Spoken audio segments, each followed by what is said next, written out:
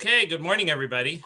Dan Bates, President and CEO of Greater Hamilton Chamber of Commerce, and we are so thrilled that you could join us this morning for coffee and conversations. We have a great guest speaker today, Tim Rohling, and he's going to be talking, well, first of all, he's an expert on management and sales management training, and I think he's going to also be talking about some HR issues today. So Rohling Growth Advisors, we are really glad to have Tim Rohling with us today. And I just want to also mention networking does work, even when it's online. Tim and Tiffany and I all met on a online networking event, Pivot. So we started a conversation, and that's developed into a relationship that I hope is going to be a long-term one. We're very impressed with Tim so far. So, and we're thrilled that he could be with us this morning. So Tim can introduce himself a little bit when he's ready to get started, but you know who I am. So now we need to find out who all of you are. Oh, before we go there, the protocol today, you know, we are on Facebook Live. So if you are on Facebook Live, you can type in your question and Tiffany will repeat it to the speaker. If you are on Zoom with us, you can interrupt the speaker, raise your hand, or however he would like to handle that. So please participate. Once again, we're thrilled to have you with us. And now we're going to turn it over to Laura for self-introductions. All right. Hello, everyone. I'm Laura Merrill with the Greater Hamilton Chamber. Glad to have you all with us today. We're just going to go around and introduce ourselves. So tell me your name and what company you're with. Mike, we will start with you. Okay, I am Mike Gettard. I'm with Brown Dawson Flick Funeral Home. All right. Steve. Hello, everyone. Steve Wayne from Miami University Regionals. Thought I'd put a little branding behind me so instead of just a gray background. And I'm working out of the Hamilton office today, and I'm in employer relations. Awesome. We're glad to have you with us. Jill. Hello, everyone. I'm Jill Cates. I'm with Easter Seals Career Connection, which is in partnership with the Workforce Investment Board of Butler, Claremont, and Warren counties. All right. Nancy. Good morning. I'm Nancy O'Neill with the Greater Hamilton Chamber. Sandy. Good morning. Sandy Kusnoff with Frank's Glass. We're a full-service glass company. We do automobile, residential, and commercial. Glad to have you with us today. And Larry. Well, good morning. I'm Larry Hart with the Global Chamber. We help companies expand around the world. Wonderful. Tiffany. Good morning. I'm Tiffany Grubb, Director of Membership and Marketing at the Greater Hamilton Chamber. All right. Well, Tim, we will let you take it away. All right. Great. Thank you. It's an absolute pleasure to be here. Thank you for the introduction, Dan. And I hope you find some of our topics enlightening today. My goal is to keep this as casual and interactive as possible. While I do have a number of slides to go through, we'll stop periodically and ask questions and try to look at modern growth operations through the lens of everybody here today. I think that's where we'll get the best interaction moving forward. So I'm going to share screen here, and we will jump right into it. While I do that, who here is familiar with a tool called HubSpot? Anybody? Okay. So I see Sandy raising her hand. So HubSpot is a lot of people know it as a CRM tool for sales management, but it's really far more than that. It's a sales management CRM tool, but it's also a marketing tool and also a customer service tool. It really helps look at the entire buyer journey. And we're going to start today talking about the HubSpot Flywheel. And the Flywheel is a concept invented by HubSpot that really explores the buyer's journey and how we look at things from a modern growth perspective. I try to stay away from the word sales as much as possible because it's really growth operations. And then we're going to jump into what I call, and I do use the word sales in this because it refers to sales management, the Rohling human sales management methodology. And Dan, you mentioned earlier that we might talk about human resources, and there are human resources elements in the human sales management model, but it's really a holistic look at modern sales management. So without further ado, we'll move forward. So when we look at modern growth operations, it's complicated. 15, 20 years ago when I was in field sales, it was go out, sell stuff, and bring opportunities back. It's far more complicated in today's world. Specifically, when we look at pre-COVID versus post-COVID, hopefully we can say post-COVID here very shortly. The world has changed. I think we've lost probably 10 or 15 years of digital transformation time. We're there. It's not going to change. I deal with a lot of sales teams that struggle right now. They struggle with not only being in touch with their current clients, but how do they prospect? How do they reach out? How they do it digitally, but also building warmth through that technology, which can be a challenge because we still need to build relationships. How do we make it non-transactional and build long-term relationships when we're in the modern world that we're in? It's certainly more digital. It's certainly more content driven. And as I mentioned earlier, we need to build the warmth through technology. It takes a different level of leadership than what we're accustomed to. We need to manage more diligently to our leading KPIs, and we'll talk about leading KPIs when we get to the human sales management methodology. As a sales manager, you need to be not necessarily the HR expert, but you need to collaborate with HR very diligently in what you do. You really have to have an IT technology arm in your skill set as well. You need to be strategic. You need to be operations focused. And this is an area when we talk about sales and marketing and growth, we tend to leave operations out, and operations tends to do the same thing. So we really need to start to blend both sales, marketing, and operations into one unit with one common goal. So it really comes down for modern growth operations, a holistic look at the buyer's journey, which encompasses marketing, sales, and customer service. Really quickly, who would say that you look at things from a holistic perspective now? Any hands being raised? Larry does? Good. That's encouraging. Okay, we still in some cases compartmentalize and have sales as sales, marketing as marketing, operations as operations. We're going to challenge that concept a little bit today, as well as how we find and turn strangers into prospects. So let's look at the traditional funnel. When we look at the funnel, it's kind of a top-down methodology. It's okay, your sales team's in the field, go generate leads and kind of push them through the funnel so that we get dollars out of the backside. So it's forceful. I think it's forceful. We're trying to push prospects out of the bottom. What I dislike most about the traditional funnel is that it's really singular sales team focused. And as I mentioned on the first side, it's really a need to bring the entire organization together with a growth model and a growth operation versus just sales. Sales teams clearly have an important role in what we do, but it's a piece of the puzzle. In my slide here, the funnel is one-sided. What about marketing? What about brand development? Engineering in our technical world does at some point have a say in sales operations, social media management, content development, team development, customer services, etc. So you can see it's far more complicated than it used to be. Although customer referrals and word of mouth are still by far the best methodology, the question is, how do we get there? How do we develop those stranger relationships into the word of mouth? Some of it's what we're doing today with the chamber. Some of it's customer referrals and turning those customers into delighted, turning those prospects rather into delighted customers. We'll talk about that through the flywheel as well. Look at these statistics, and you may have heard similar statistics. 57% of B2B purchase processes are completed before the buyers ever reach out to vendors. So before they call you, they pretty well know where they're going. Then maybe a check for them. 81% of buyers trust their families, friends' recommendations more than the company's business advice. And 55% report trusting the businesses they buy from less than they used to. How many of you can resonate with that in your own purchasing patterns? Is there anybody out there that feels that you do the research before you go to buy and you pretty much know where you're going before you call the person? Sandy's not, yeah. Tim, you think that's due to less loyalty now too? Yeah, I do. I think there's less loyalty, but I think there's more options.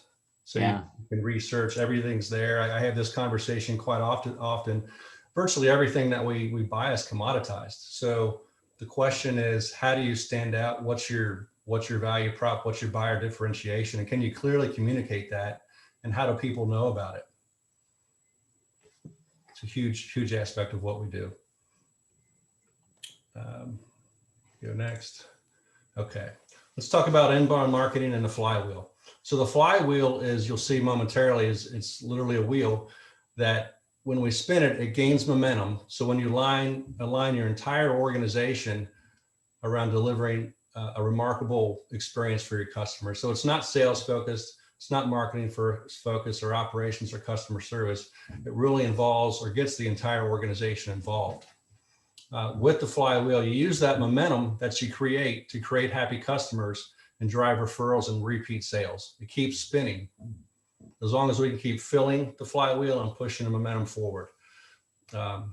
Within the flywheel, it's a circular process, but within it there are linear sales processes that we want to use. So to some regard, the funnel is applicable, but it lives within the larger concept of the flywheel, and we'll see that as well.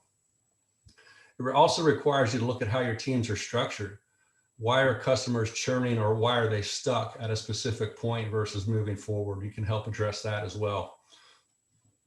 It helps us earn people's attention. It's a less forceful way to prospect and delight our customers through the buyer's journey. I like, my background's in engineering, so I have to turn marketing into physics. So I took this slide. So another way to look at the flywheel is it's a way to reduce friction. We have the formula for kinetic energy. So kinetic energy is really energy stored. If you look at the flywheel as storing energy, and as you spin it with mass, which in this example is going to be our prospects, and combine that with a sales cycle or velocity, when we take the mass of the customers or prospects we're trying to put in the flywheel and we gain velocity, that's where we're going to store the most energy and gain the most prospects and customers through the flywheel. So the flywheel, move my pictures here. Up in the right-hand corner here, on the outer rings, you have strangers. So our goal is, as it always is in sales and marketing, is to take strangers and to attract them. So how do we do that? We'll dive into that. How do we take our prospects and engage them with the sales team? How do we then take those customers that we gain and delight them so that they become promoters and speak of our business, and we gain repeat business and additional business moving forward? Who would say that they do a good job of attracting, engaging, and delighting with whatever your current model might be? Sometimes. Sometimes, okay. Wouldn't it be great to have a little more consistency in that process? Of course. Of course. Any other thoughts? Okay. So it requires a holistic look at the organization. Like we said, how fast you spin it. Our goal is to reduce friction. Think of the marketing physics that we outlined a few moments ago. Reduce the friction so that we can continue to spin this as quickly as possible. And then how big is the flywheel really depends on how good we are and what process we have in place to prospect. I always talk about what's your process for prospecting, very critical, specifically in today's marketing world. So the attract phase of the model is really marketing focused. We start with really understanding who our personas are, defining who we're targeting, depends on your business and who you want to go forward with. What's your branding? What's your messaging? Really critical in today's world. If you haven't looked at your brand in quite a while, I would encourage you to do so. And is it effective? Is your brand as effective as you want it to be to help attract customers? Does it resonate? Why should people buy from you? That's the ultimate question, because we are very much commoditized, regardless of your business. There's competition. Digital prospecting. Do you have a process for prospecting? I work with a lot of sales teams across the country, and the challenge remains the same as we continue, hopefully coming out of the COVID world that we're in, to really find new business. We've become very good account managers in today's world, but there's not a lot of process built into prospecting. And there's those that will argue that prospecting is not what it used to be. I disagree. I think it's more robust than ever. We just have to do it differently. It looks differently. It feels different. But if you build process to it, you can do very well with modern prospecting.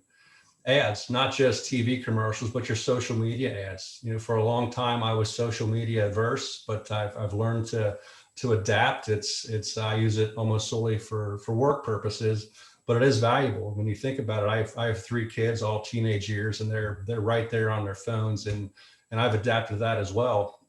So it's just where people are. So part of your marketing is meeting people where they are. If you're not on those channels, I would certainly encourage you to be. and to work on developing the right content, right message at the right time, in the right place. Video, people don't want to read. It's the quick videos, the quick messaging that's going to get you in front of them rather.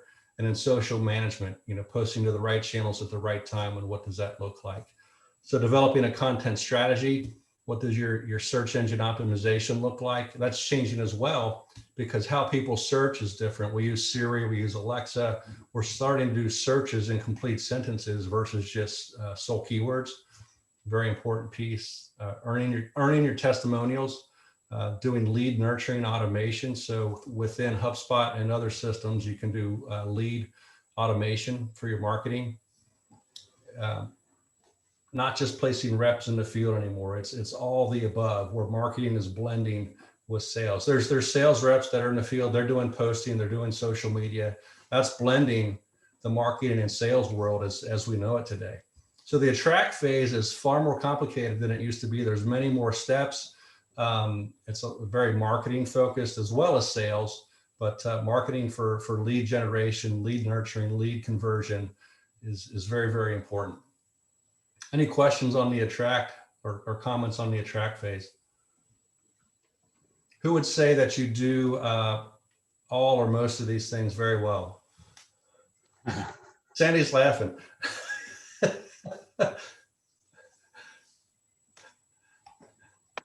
It's tough to do them all well, isn't it? It is, and that's the balance. So it's there's only so many hours in a day, right? There's only so many resources. So the question is, how do you develop the best avenue? So having the right system is helpful. Having team members that can do it is helpful, and reaching out to resources that can help you do it as well. Yeah. Plus, it's probably worth pointing out, Tim, that certain industries might be more adaptive or more accepting of some of those versus others. Wouldn't you agree? There's no question. There's whether you're working in the service world or the product world or whatever it might be. There's the product world tends to do far better with SEO than some of the services from what I've seen. But it just depends. Everybody needs the buyer personas to find who you're targeting, so you don't waste your time. The branding's very critical. So some are universal, but some, without a doubt, Larry, are industry specific. Sandy, you were saying? You're on mute. Yep. There you go. Still on mute. I think I'm changing it in someone else. I Gotcha. said, I wish I was good at all those things at once, but I focus on a couple of them. Yeah, it takes time. It's like anything else. It takes time, it takes practice, it takes diligence, but the tools are there for sure, to help us all do these things. It helps with these tools, frankly, it makes the smaller organizations look bigger if you do these consistently and diligently. Okay, let's move on to the next slide here. So engage. Now this is more sales focused. This is really where sales and marketing start to blend. Enabling buyers to engage with you on their preferred timeline. So you're putting your content, your information out there. It's not being forceful. I call it being a pleasant pest, being persistent and keeping content in front of them so that when they're ready, they can engage, and constantly being there in front of them. Right message, right time, right person. We talked about that. Email marketing, that's a touchy subject in today's world, specifically since in the past year, we all get blasted with emails. I think it's through my process, it's building warmth through technology. We mentioned that. So part of this ties into how you do your digital prospecting. If you do your connections on LinkedIn or Twitter, or wherever you spend most of your time, how do you then harvest that information and build warmth in your messaging without bombarding the person moving forward? So there's some tact there that needs to be explored, and part of it's a learning experience. Lead management, how do you manage your leads and lists for email marketing as well? Chat and chat bots. Who has a chatting function on their website? Nobody. It's a nice feature to have. There's tools now to either do live chat very economically, or you can set up chat bots where it kind of asks a few questions and pre-qualifies a lead before they come into your inbox. So very helpful tools as well.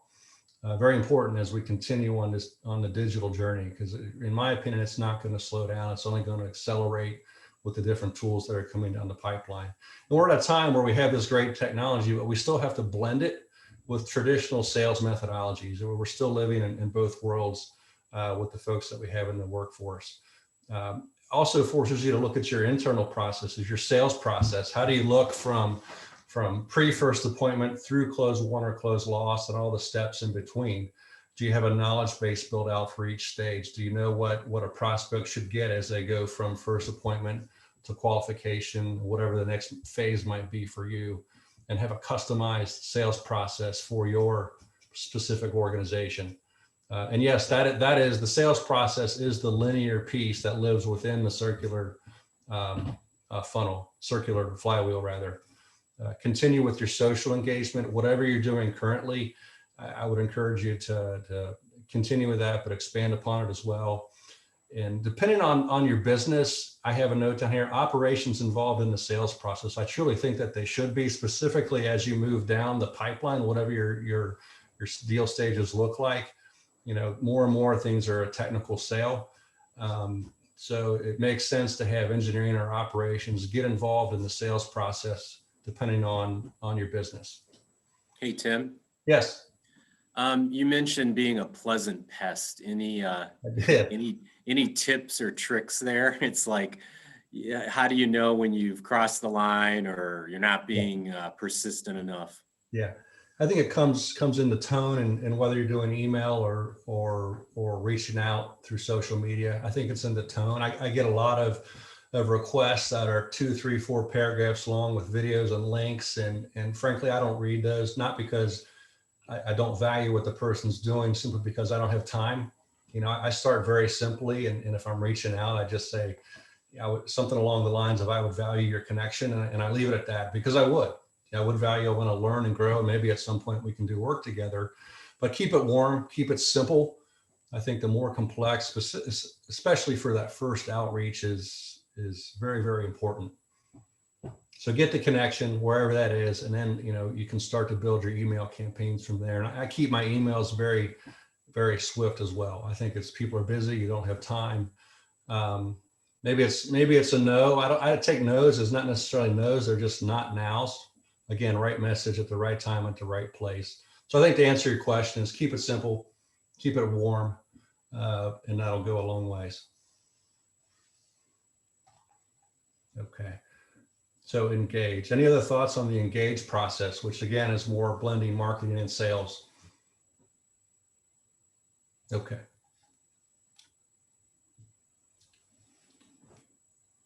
Tim, I like the right message, right person, right time thing. It seems like, at least in my world, the timing sometimes gets overlooked. I like your whole no isn't no, it's just not right now. And that's worth acknowledging. Yeah. Thank you. I think it is. It's and it's tough, right? You never really know where the right time is unless you get the chance to earn that conversation, which is the hardest thing we do in growth and sales, is earning that first conversation. And then you can figure out timing. But it's just being that persistent, kind, pleasant pest. It's a tough balance. Thanks for noting that, Larry. Yeah, well, I like that question. I think that was you, Stephen, about the pest thing. And I've always believed it really takes a few times. Pick a number, maybe it's 10 touches or 10 times that you communicate with somebody. And that's not necessarily being a pest. It's just, between the phone calls and the text messages and the emails, and maybe you see them in person, when you add up all those touches, it takes time to build a relationship. And instead of maybe being a pest, it's rather build the relationship first through those multiple channels. LinkedIn would be in there. You think of all the ways to kind of touch a person. It takes a few times to really get to know them. And I think once you get to know them, it's an easier conversation to have around what it is that you're trying to do. Maybe that's just a different way to look at it. Yeah, no, that's a great Stephen, point. to help answer that question, maybe. Without a doubt, Larry. And the key word, I think, in what you said there is trust. We're still, all these tools, all the technology, all the steps that you see here, at the end of the day, we're just trying to build trust so that we can have an honest conversation. Yeah. It's a mutually beneficial engagement. Yeah. And the one person we all know is Dan Bates. And you don't just get to know Dan in a 5-minute conversation. It takes some back and forth emails. It takes some conversations, maybe a text message or two, a LinkedIn connection, maybe connecting through a blog or some other social media thing. But after a few of those times, a real relationship develops and you can have that honest conversation. So I certainly like where it's going so far, Tim. Still very valid. And all these tools are just tools to help us get there. Good. Thanks for that. Yeah. Yeah. Okay, let's go to delight. So all this, so we've attracted, we've engaged. Now what? We have an engaged customer. Our goal now, we have a customer, we want to delight them. We want them to be shouting from the mountaintops that they should work with us. So, this really ties everybody together as well. So we had marketing and sales, they brought them in, they engaged. Now we need to delight them through how we operate and through customer service. Do we have a help desk or support system in place? How do we empower customers to reach their goals? Because at the end of the day, whether it's a product or a service or whatever widget we're selling, our goal is to help our customers reach their goals. So how do we do that and delight them?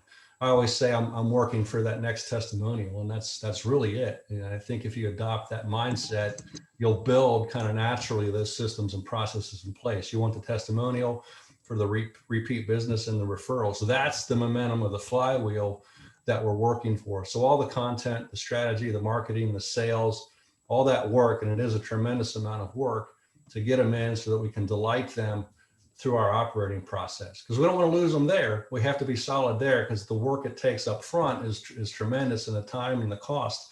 We're all aware of that. So working for the testimonial and beyond, we want to have ongoing conversations. Don't sell and forget. Keep them engaged. Continue with the content. Ask for the referrals. And I should have made ask in bold and highlighted and flashing, because often we forget to ask. Just ask the question. At that point, you have the relationship, you have the trust, right, Larry? You're working The together. idea. So just ask the question, hey, would you be willing to write a referral? Or hey, would you share the content that I have on LinkedIn or Twitter, wherever it is? Get them involved in your marketing operation. I think you'll find that most are more than happy to do so. Yeah. So that's the delight. And that's how you know that you've delighted it, when you ask and you receive the yes. Growth is, I say, is a series of yeses. Yes, I'll meet with you. Yes, you can do a demo. Yes, you can talk to my team. Yes, we'll buy for you. Yes, we'll give you the testimonial or referral. When you accumulate all those yeses, you have a delighted customer at the end of the day. And that's what we're driving towards. What thoughts or questions do you have on the delight phase?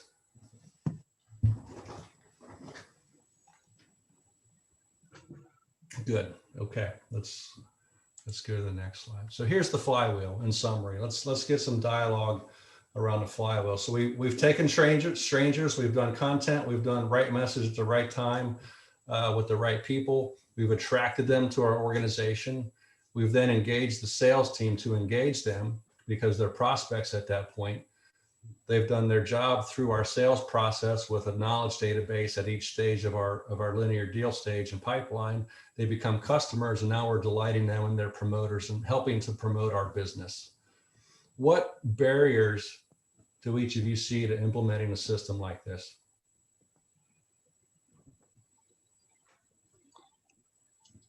Well, certainly one of them is the time that it takes. How fast can you move through that cycle of going from a complete stranger to having a real relationship, through the process, right? Attract, engage, and delight. So that would certainly be one issue and everybody's different. There's vacations, people get sick, people have other priorities, they get busy. So one thing would be, how quickly can you move kind of through that dial? Yeah. And that's not only different per industry, but it's different per person that you're dealing with. Everybody has their own guards or their own reasons for moving forward or not moving forward. Yeah. So that speaks to, I think, really having clear personas and then targeting those people consistently. Yeah, and maybe managing expectations too. I think we can all think of examples where I used Dan a few minutes ago, but if the priorities are in line and the expectations are similar, you can tend to move through that thing pretty quickly, right? Someone needs something, you've got a solution there, you can move through that maybe in a couple of weeks. Other times it just takes months because one person thinks it's a priority, but the other doesn't. And if those priorities and those expectations aren't aligned, it gets a bit tricky sometimes to to be accepting of the speed that it takes to, you know, what it's like to try to meet that one person or that target that you've identified. Yeah. Yeah. And that's maybe their way of saying no, or not now rather, you know, and then remarketing, keep in front of them so that you're there with the right message at the right time. Yeah. Because we've heard a story there. They're happy with who they are, whatever the case may be. There's always those instances where they become unhappy with who they're with. You just need to be there and be present instead of just forgetting about them and saying, oh, they said no. No, we need to stay present, whether it's just through social, through email, through phone calls, to be that.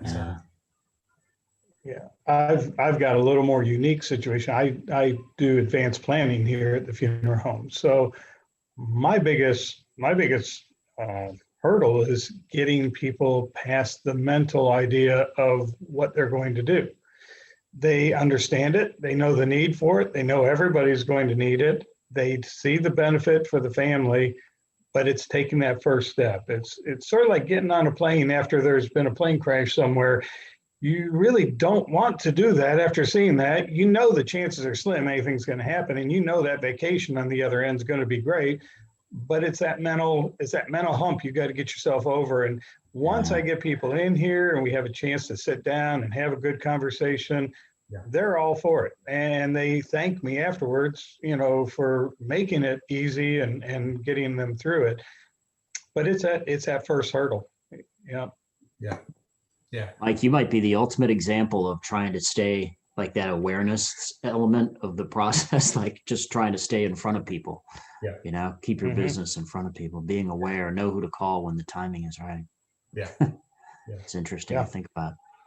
Mike, do you find in your business, in your world, that they'll go to several places? Yeah, when you were talking about the difference now, you know, as far as people having knowledge before they come in,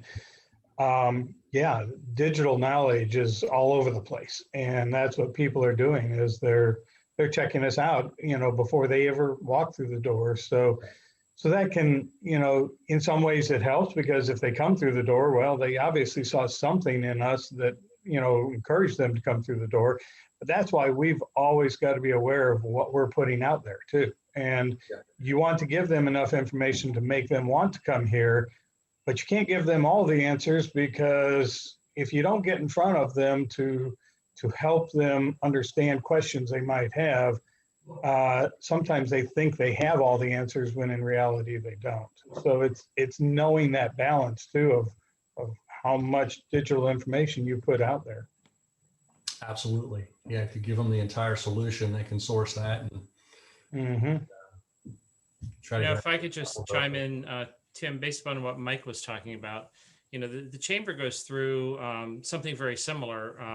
You know, the few years ago, probably about 3 or 4 years ago, we started hearing the term kind of chamber shopping when people would call and say, I've been chamber shopping, and it, you know, kind of took us by surprise. But as, you know, I know we become a lot more digital and expands our reach, you know, beyond, certainly well beyond just, you know, the downtown Hamilton area. You know, we see the same thing. We see a lot of people checking us out before they want to have a conversation with us. And sometimes checking us out and joining before we even know who they are.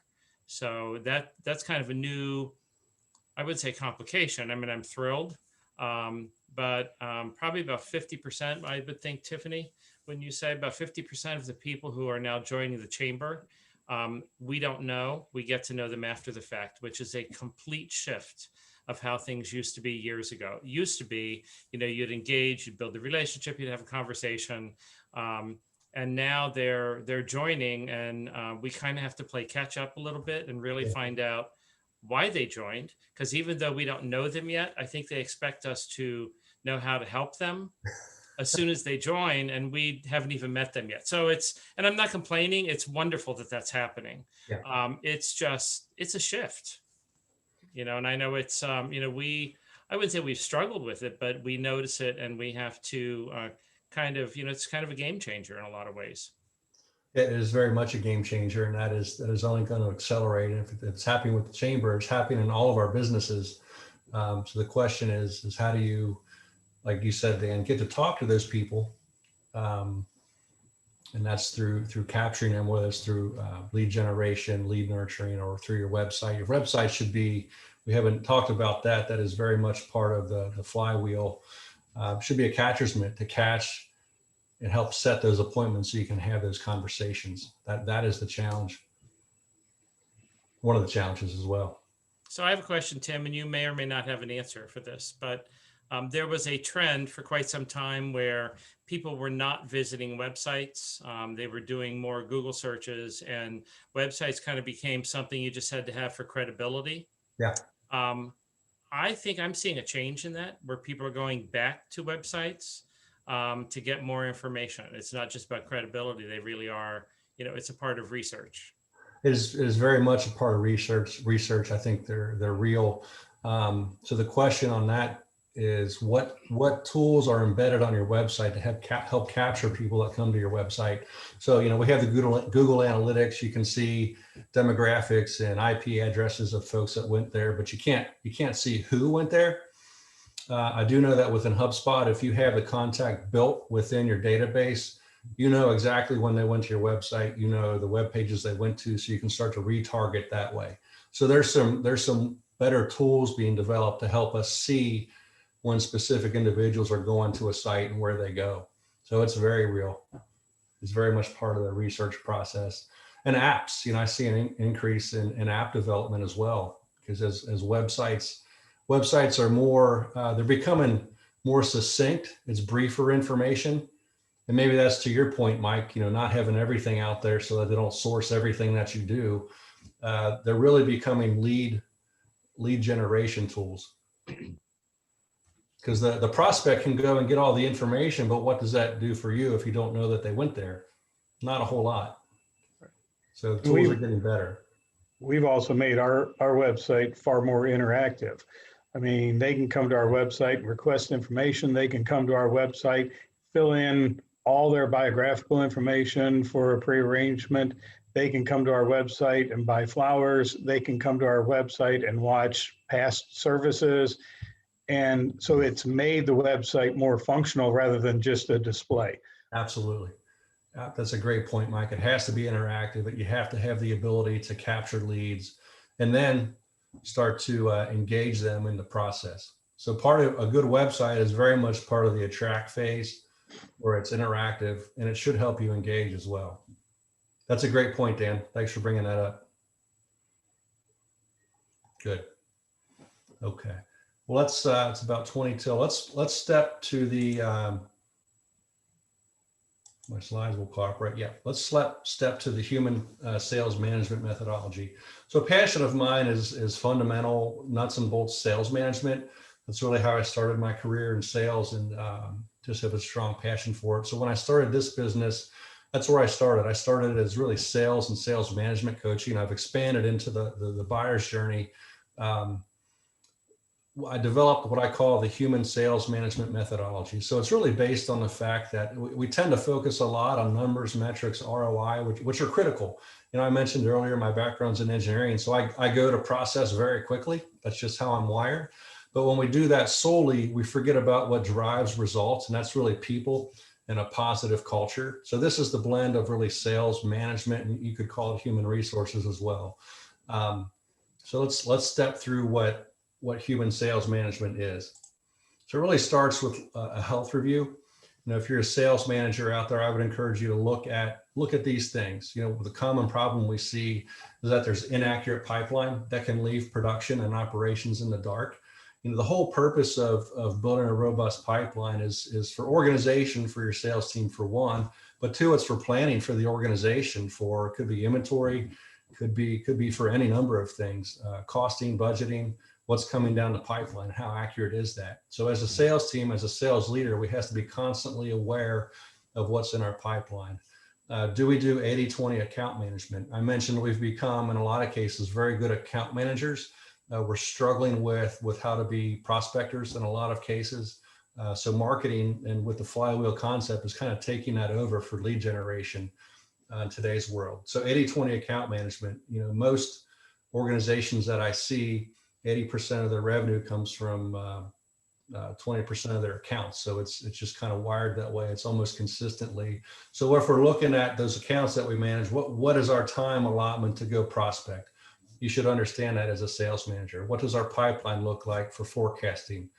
And how is our growth enablement? Do we combine marketing? Do we combine sales operations and customer service? So modern sales management isn't just the sales rep that was promoted to sales manager and now has the team to go forward. You have to start to understand marketing, sales, operations, customer service, IT. You don't have to be the expert in all those, but you have to be able to pull those team members into place to build the sales organization. Any thoughts or comments on the health review portion, which really speaks to pipeline management? I see a few nods. Okay. I'll go to phase 2 of uncover insights. So this is the U in the human acronym. Really starts with proactive prospecting. One of my current taglines is we help you evade the risks of reactive growth by building proactive processes. I see kind of a trend that we're being very reactive in our sales teams. The goal here is to build proactive prospecting. We've kind of lost that art. With the modern tools, like I said earlier, prospecting I think is more robust and efficient than it's ever been. When you look at prospecting 10, 15 years ago, it was get in your car, drive around, see customers, and then go, call the next 5 people on that street. You can still do that. I would never advise against that, but it's more limited. So you have to combine prospecting with the digital tools that are available to us today. So how well does your team do that, and do you coach to that? What are the demographic and generational changes? We've always had, tenured generations and younger generations. Right now, the disparity, not in age, but in technical ability and knowledge is larger than it's ever been.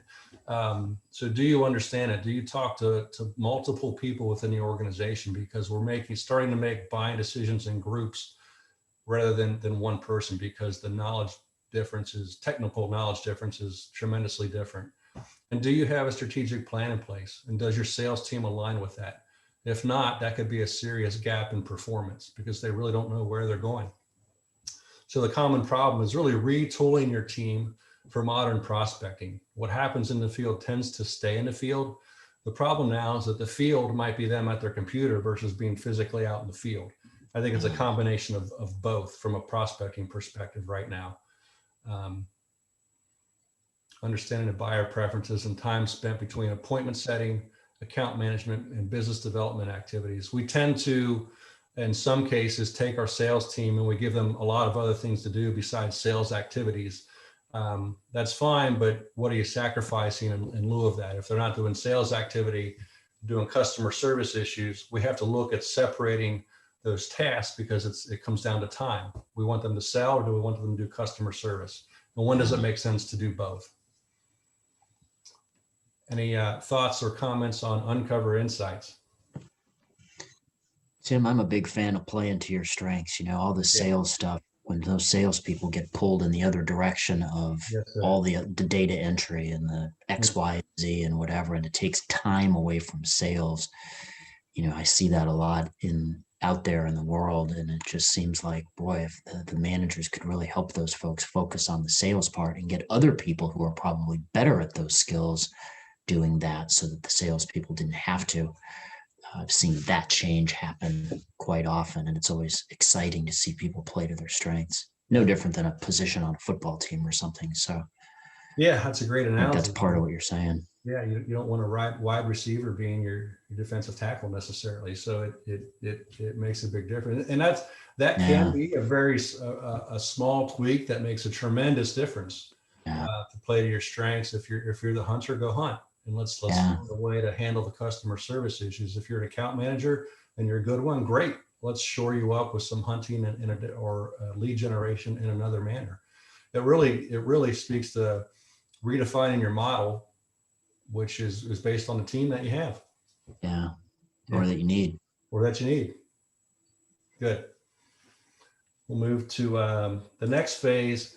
Is maximizing opportunities. I call this kind of just the nuts and bolts fundamental sales management things. And we hear the term key performance indicators a lot in the marketplace. And the question is, are they leading indicators? I'm a fan of leading indicators, things that show us the likelihood that we're going to hit our goals. You know, if we say, okay, we hit X amount of revenue or margin this month, that's great. You need to know that, but those are lagging indicators. It's too late. It's done. It's set. Yeah. What things do we track on a day-to-day basis, weekly basis, and how do we communicate with our team that show us the likelihood that they're gonna hit their goal?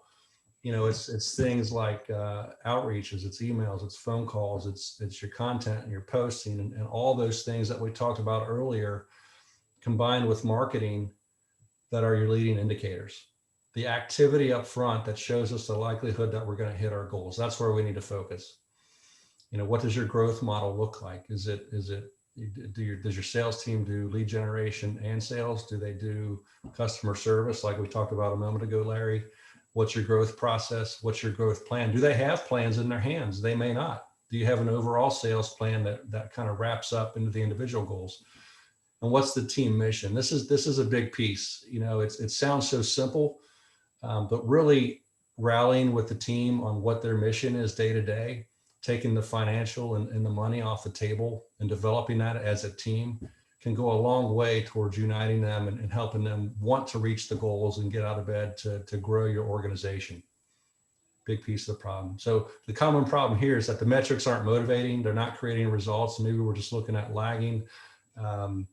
You've set metrics, pipeline, revenue goals, gross margin, et cetera, but the team's not hitting their goals. Probably because there's no team mission to rally around. They don't have growth plans. The KPIs are lagging, not leading, and we're not managing to them. What thoughts or questions do you have on, pardon me, maximizing opportunities? I see some heads nodding. Does it resonate? Yeah. Tim, for sure it resonates. I'm just trying not to dominate the conversation here.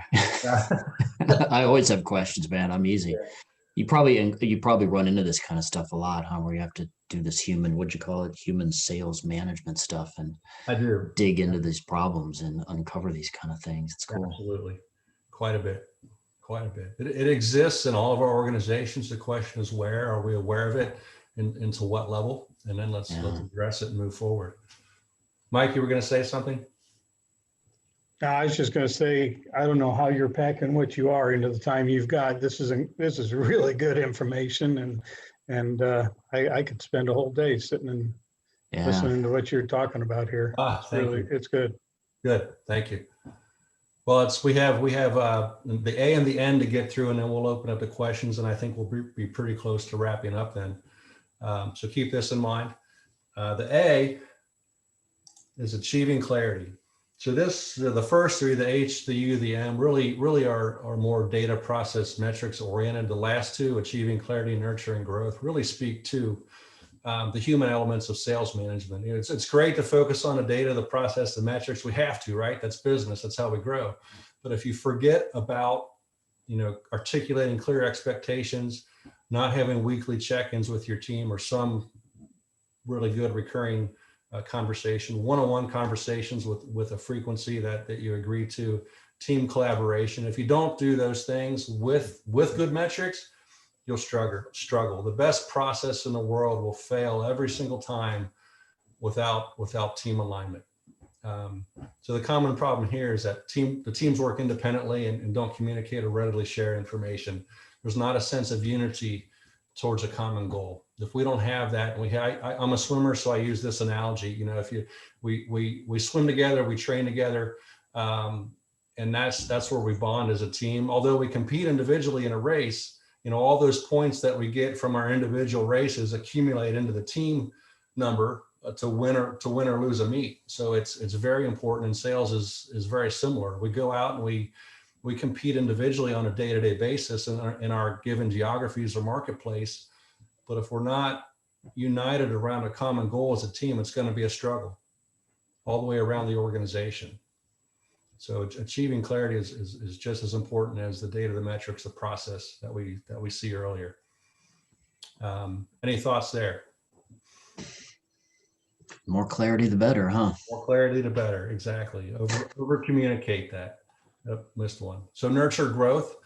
This is really where the coaching comes into play. And I prefer the word, I have the word training in there. I need to change that to coaching because training is great. It transfers knowledge, but I think coaching really builds the habits that you want on a day-to-day basis. So guidance and coaching, I'll call it. What's your caring and serving mindset? Do you have one within your team, or are you just completely numbers and metrics focused? If that's the case, that's good, but we need to round out the edges a little bit and help you become more caring towards your team, because they'll see that, they'll feel it, and that helps towards retention, right? It's hard to find people that want to serve you in your organization, that stay. So rounding that human element out is very critical in today's world. The common problem I have here is that the threat and cost of turnover is high. Therefore, leadership and management struggle to gain traction with internally with their teams. You can't build unity because people are leaving. Or with customers, there's a relationship and a bond that you have with your customers as well. And that's very important to keep that continuity. So how you manage to that on a day-to-day basis will dictate that. So it's very important to be process focused, but you have to do so with a caring and serving mindset. And which speaks to recruiting funnel. Do you have that process set up as well? And your onboarding process, what does that look like? So this really, I think, nurture growth ties the other elements together very well. Thoughts on nurture growth? Tim, what's your thought on the whole, has there ever been a time where people move around more than they are these days? Lawyers go from one big firm to another, and bankers and salespeople and people at all levels throughout the economy. How do you approach keeping up with that? With people leaving? Yeah, because you got the company side, you want to keep in touch with the company, but then when your favorite salesperson leaves or your primary source of contact goes from company A to company B, now you got two things, right? So in a lot of ways, it's positive. You got to keep in touch with the person at their new company, and there's a new in and an opportunity, et cetera. But then you don't want to lose the relationship that you have over here. So I don't know, any thoughts on that? I don't think you're ever going to stop all of it by any means. Let me go back a slide here, but I don't think you could stop it. It's more stop like, it. It's how do you deal with how it? you manage. It's what's your relation? Why are they leaving? Do you do exit interviews? Can you understand it? I think putting data to the why they're leaving is important. Is it their manager? Is it, I think most people leave their organizations. I've read, I don't know the percentage off the top of my head, because of the person that they report to. So what does that look like? Is there training for that person to help them become a manager or leader? So I think it's staying on top of those things. As far as why people leave, I think you need to put data to it and understand it so that you can learn and get better at what you're doing. Does that answer your question? I think so. I like that. Put data to it. Just figure out the why. Data to the why is what. Figure out the why. Have the exit interviews, put some data to it, do the survey. And some organizations do that and some don't, but I think that's a very important step so that you can get better. For sure. Oh. Good. Those are all the slides that I have today. I'm truly grateful to be here. You guys are fantastic. And let's just open it up for general questions now and thoughts or thoughts.